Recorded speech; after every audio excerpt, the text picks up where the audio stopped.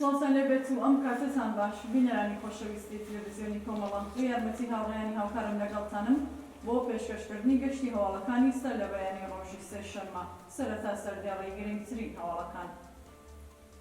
گیانبەختکردنی لایەنگر و هەوادارێکی کۆمەڵە و حەزبی کۆمۆنیستی ئێران، کۆبوونەوەی خانشینکراوانی مخابرات لە کوردستان و ئێران، بەردەوامی کۆبوونەوەی خوێندکارانی زانکۆی-تاران، ناڕزایەتی کرێکارانی شێرکەتی قەندی خاوەرمیانە لە شارستانی شوش و کۆبوونەوەی ناڕزایەتی کرێکارانی شێرکەتی نەوتی فەلات قاڕێ خارک و سیری.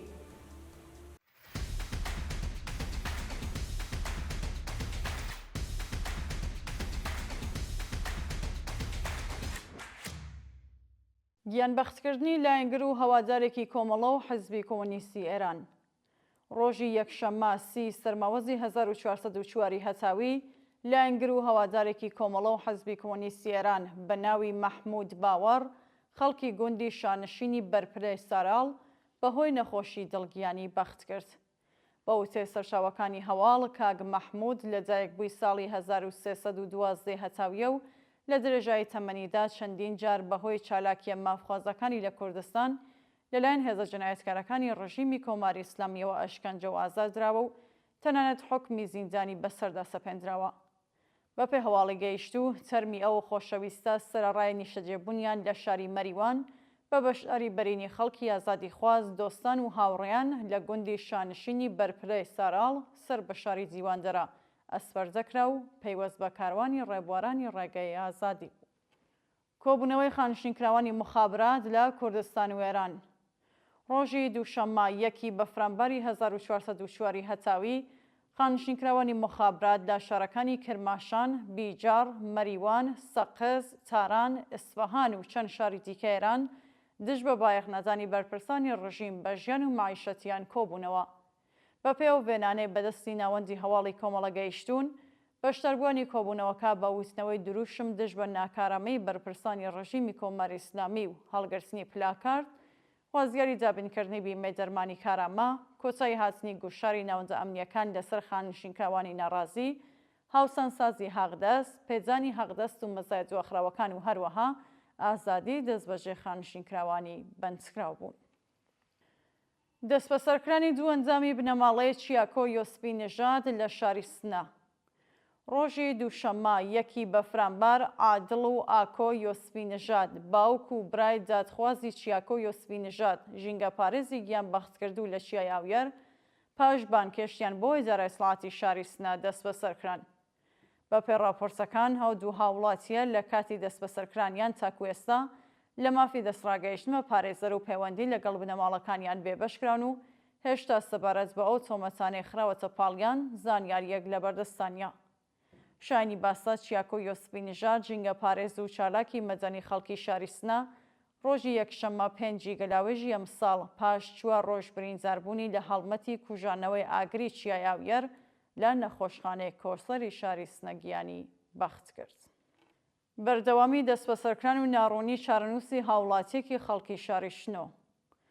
بەپێی راپۆرتەکان، ئیسماعیل سەید ئەحمەدی، هاوڵاتی خەڵکی شاری شنۆ، سەرەڕای تێپەڕبوونی 20 ڕۆژ لە دەستبەسەرکرانی هێشتا چارەنووسی دیار نییە.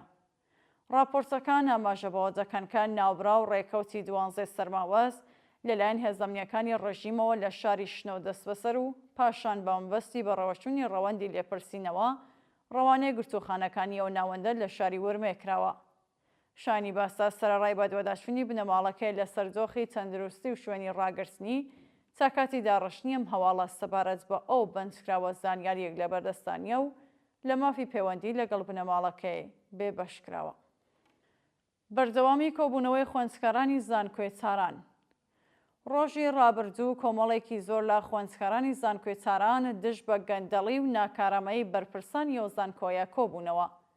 بەپێو وێنانەی بەدەستمان گەیشتوون، خوێندکارانی ناڕازی بە وتنەوەی دروشم دژ بە بەرزبوونەوەی گوشاری ناوەندە ئەمنیەکان لەسەر ناڕازیان و ڕێخستنی ڕێپێوانێک، خوازیاری دابینکردنی ئەمنیەتی خابگاکان و پێداویستیەکانی ژیان، کۆچایی هاتنی گوشاری حراسەتی زانکۆ لەسەر خوێندکارانی ناڕازی، باشکردنی خواردنی سلف سرویس و هەروەها ئازادی دەستبەجێ خوێندکارانی بەندکرا بوون.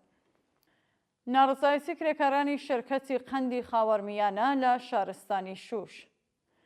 ڕۆژی ڕابردوو کرێکارانی شاغەڵ لە شەرکەتی قەندی خاوەرمیانە دژ بە پێنەجانی هەغدەستە دۆخراوەکانیان لەلایەن بەرپرسانەوە دەستیان لە کارکێشایەوە و کۆبوونەوە. بەشدەربوونی کۆبوونەوەکە ئاماژە بۆ دەکەن کە بەهۆی پێنەجانی هەغدەستە دۆخراوەکان و بایەخنەجانی بەرپرسان بە ژیان و معیشەتیان لە جۆخێکی زۆر خراپی ئابووریدا دەژین و تەنانەت توانایی دابینکردنی سەرەتاییترین پێداویستەکانی ژیانی بنەماڵەکانیان نییە. لە بەردەوامی کۆبوونەوەکەدا ناڕازیان جەخت لە سەرەوە دەکەنەوە تا کاتی وەجی هاتنی داخوازیەکانیان و هەروەها گەڕانەوەی کرێکارانی لە سەرکار دەرکرا بۆ سەرکارەکانیان بەردەوام ئەبن لە ناڕزایەتی کۆبوونەوە. دووە هەواڵ کۆبوونەوەی ناڕزایەتی کرێکارانی شەرکەتی نەوتی فەلات قاڕەی خارک و سیری. ڕۆژی دووشەممە 1 بەفرانبەر کۆمەڵێک لە کرێکارانی شەرکەتی نەوتی فەڵات قاڕەی شاغەڵ لە ناوچە عەمەڵیەتیەکانی خارک و سیری دژ بە وەجی نەهاتنی جاخوازیە دۆخراوەکانیان کۆبوونەوە. بە پێوەڤێنانەی بەدەستمان گەیشتوون کرێکاران بە وستنەوەی دروشم دژ بە نەبوونی منی شوێنیکاری کرێکاران و هەڵگرتنی پلاکارد، خۆزیاری بەرزکردنەوەی ئاستی هەغدەست بە پێ ڕێژەی هەڵاوسان، وەرگرتنی هێزی کاری نوێ، بکردەوە دەرهاتنی گەڵاڵەی 15 ڕۆژ کار و 15 ڕۆژ پشودان، سربەخۆی سندوقی خانەنشینی خانشینکراوانی سەنعەتی نەوت، گەڕانەوەی ئەو بڕەپارەیە کە وەکو باج لەسەر هەغدەستەکانیان کەمکراوە و هەروەها کۆچایی هاتنی گۆشاری ناوەندە ئەمنیەکان لەسەر ناڕازیان بوون. بینەرانی خۆشەویست هەواڵەکانتان پێشکەشکرا هەمیشە دواس بن.